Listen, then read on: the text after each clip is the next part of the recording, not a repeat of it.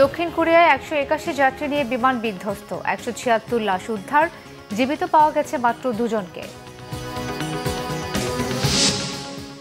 মঙ্গলবার জুলাই প্রোক্লেমেশনে কবর হবে মুজিববাদের, বলেছেন সমন্বয়করা। আবারও জানালেন দল বা জোট করবেন না তারা। মানুষের মনোজগতের পরিবর্তনের সাথে একাত্মতার আহ্বান আমির খসরু। দ্রুত নির্বাচনের তারিখ চান জয়নুল আবদিন ফারুক।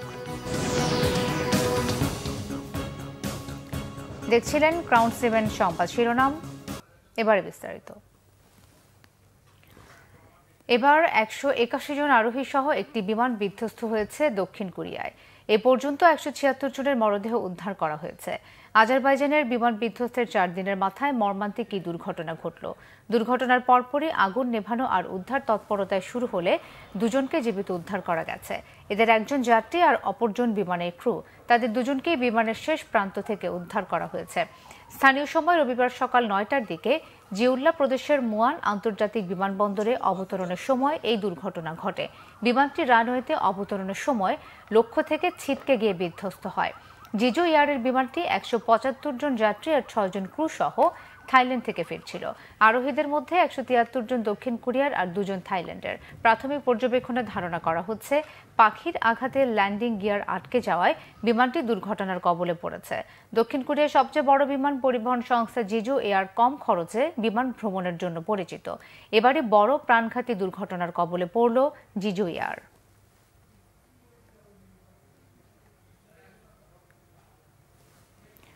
জুলাই বিপ্লবের ঘোষণাপত্রের মধ্য দিয়ে মুজিববাদের কবর হবে এবং মানুষের আশা আকাঙ্ক্ষার প্রতিফলন ঘটবে।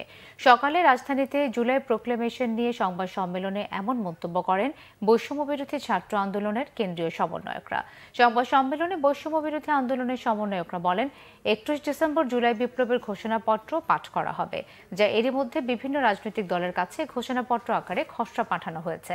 ঘোষণাপত্রের মধ্য দিয়ে মানুষ নতুন বাংলাদেশ বিনির্মাণের আশা আকাঙ্ক্ষার প্রতিফলন ঘটাবে। এছাড়া বৈষম্য বিরোধী ছাত্র আন্দোলন ভবিষ্যতে কখনো রাজনৈতিক জোট হিসেবে আত্মপ্রকাশ করবে না দাবি করে সার্জিস আলম বলেন, দেশ ও মানুষের জন্য অতন্দ্র প্রহরী হিসেবে মাঠে থাকবে বৈষম্য বিরোধী ছাত্র আন্দোলন। সমন্বয়করা জানান, ৩১ ডিসেম্বর জুলাই বিপ্লবের ঘোষণাপত্র অনুষ্ঠানে সকল রাজনৈতিক দল ও গণঅভ্যুত্থানের পক্ষের সব শ্রেণী পেশার মানুষ জড়ো হবেন। বলেন, নতুন যারা দেশ পরিচালনায় আসবে এই ঘোষণাপত্র তাদের জন্য নির্দেশক হয়ে থাকবে। এছাড়া বৈষম্য বিরোধী ছাত্র আন্দোলন কখনো রাজনৈতিক জোট বা সংগঠন হবে না, তবে দেশ ও মানুষের কল্যাণে রাজপথে থাকার ঘোষণা দেন সমন্বয়করা। বিএনপির স্থায়ী কমিটির সদস্য আমির খসরু মাহমুদ চৌধুরী বলেছেন, নতুন বাংলাদেশ গড়ার জন্য শেখ হাসিনার পরবর্তীতে দেশের কি হবে তা চিন্তা করে ৩১ দফার সংস্কার প্রস্তাব দিয়েছে বিএনপি। রবিবার সকালে চট্টগ্রামের ভেটেরিনারি ও এনিম্যাল সায়েন্সেস বিশ্ববিদ্যালয়ের অডিটোরিয়ামে এক অনুষ্ঠানে প্রধান অতিথির বক্তব্যে তিনি এসব কথা বলেন। আমির খসরু মাহমুদ আরও বলেন, জাতীয় সরকার করে ৩১ দফার সংস্কার পরিপূর্ণভাবে বাস্তবায়ন করা হবে। কারো মনে সন্দেহ থাকার কিছু নাই বলেও জানান তিনি। এছাড়া ফ্যাসিস্ট সরকারের পতনের কারণে মানুষের মনোজগতের পরিবর্তন এসেছে।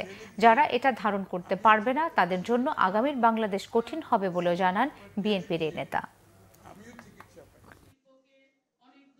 এখন তো অনেকে সংস্কারের গল্প বলে তো আমাদেরকে, তো তাদেরকে বলছি ৩১ দফা সংস্কার প্রস্তাব দিয়েছি, শেখ হাসিনার পরবর্তী বাংলাদেশ কি হবে সেটাকে চিন্তা করে আমরা ১.৫ বছর আগে দিয়েছি, আর বেগম খালেদা দিয়েছে ৬ বছর আগে, ভিশন 2030। আমরা যেটা দিয়েছি আমরা প্রতিজ্ঞাবদ্ধ জাতির কাছে, আমরা জাতীয় সরকার করে ৩১ দফার সংস্কার পরিপূর্ণভাবে বাস্তবায়ন করব।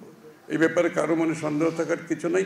আমি আগেই বলেছি, বাংলাদেশের মানুষের মনোজগতে যে পরিবর্তন হয়েছে তার সাথে যারা চলতে পারবে না তাদের কোনো ভবিষ্যৎ নেই। বিএনপি চেয়ারপারসনের উপদেষ্টা জয়নুল আবদিন ফারুক বলেছেন, জুলাই আগস্ট হত্যাকাণ্ড সহ গত ১৬ বছরের গুম খুনের এমন বিচার করতে হবে যেন আরেকটি দল সংখ্যাগরিষ্ঠতার জোরে গণতন্ত্রকে হত্যা করতে না পারে।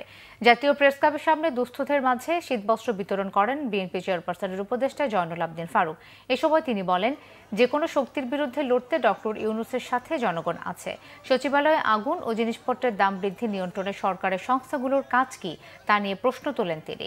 বিএনপির এই নেতা বলেন, সরকারের উচিত যাচাই বাছাই করে লোক নিয়োগ দেয়া, আর দেরি না করে জনপ্রতিনিধিদের কাছে ক্ষমতা হস্তান্তর করতে দ্রুত নির্বাচন দেওয়ার আহ্বান জানান তিনি।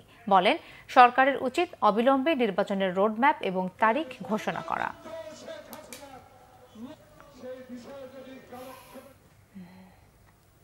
চাকরিতে পুনর্বহাল ও বিচার ব্যবস্থার সংস্কার সহ ৩ দফা দাবিতে ঢাকা সেনানিবাসের শহীদ জাহাঙ্গীর গেটের সামনে অবস্থান নিয়েছেন বিগত সরকারের সময় চাকরিচ্যুত ও বাধ্যতামূলক অবসরে যাওয়া সশস্ত্র বাহিনীর সদস্যরা। রবিবার সকালে ৮টা থেকে চাকরিচ্যুত সশস্ত্র বাহিনীর সদস্যদের প্ল্যাটফর্ম সহযোদ্ধার ব্যানারে তারা এই অবস্থান নেন। দুপুর ১টার দিকে ৩ বাহিনীর প্রধানের নির্দেশে ঊর্ধ্বতন সামরিক কর্মকর্তারা আন্দোলনকারীদের সমন্বয়কদের সাথে বৈঠক করে দাবি মেনে নেওয়ার আশ্বাস দেন। পরে তাদের সাথে কথা বলেন নৌবাহিনীর সদস্য ক্যাপ্টেন এনামুল। এরপরই সড়ক থেকে সরে যান আন্দোলনকারীরা। এ সময় প্রধান সমন্বয়ক নাইমুল ইসলাম জানান, আগামী ৫ কার্যদিবসের মধ্যে তাদের দাবিগুলো পর্যালোচনা করে মেনে নেওয়ার আশ্বাস দেওয়া হয়েছে। এর আগে সকাল ৮টা থেকে জাহাঙ্গীর গেটে অবস্থান নেন আন্দোলনকারীরা। এ সময় তারা চাকরি ফিরে পাওয়ার দাবিতে বিভিন্ন স্লোগান দেন। ভাতা বাড়ানোর দাবিতে রাজধানীর শাহবাগে সড়ক অবরোধ করেছেন Bangladesh college of physicians and surgeons FCPS এর প্রথম পর্ব পাশ করা অবৈতনিক প্রশিক্ষণার্থীরা। বেলা 11:30টায় শাহবাগ মোড়ে অবস্থান নেন তারা। এ সময় দাবি পূরণের লক্ষ্যে নানান স্লোগান দিতে থাকেন। এর আগে এফসিপিএস প্রথম পর্ব পাশ করা প্রশিক্ষণার্থীদের মাসিক পারিতোষিক 25,000 থেকে 30,000 টাকা করা হয়। তবে এতেও নারাজ প্রশিক্ষণার্থীরা। গত মঙ্গলবার এক প্রজ্ঞাপনে ভাতা বাড়ানোর বিষয়টি জানানো হয়। ওই দিনই শিক্ষানবিশ চিকিৎসকরা তাদের মাসিক ভাতা 5,000 টাকা বৃদ্ধির বিজ্ঞপ্তি প্রত্যাখ্যান করে বিএসএমইউতে প্রতিবাদ সমাবেশ করেন। এরপর ভাতা 50,000 টাকায় উন্নীত করার দাবি জানান এবং দাবি পূরণ না হওয়া পর্যন্ত আন্দোলন চালিয়ে যাওয়ার হুঁশিয়ারি দেন। এদিকে শাহবাগে সড়ক অবরোধের কারণে আশেপাশের এলাকায় যান চলাচল বন্ধ আছে, দেখা দিয়েছে তীব্র যানজট।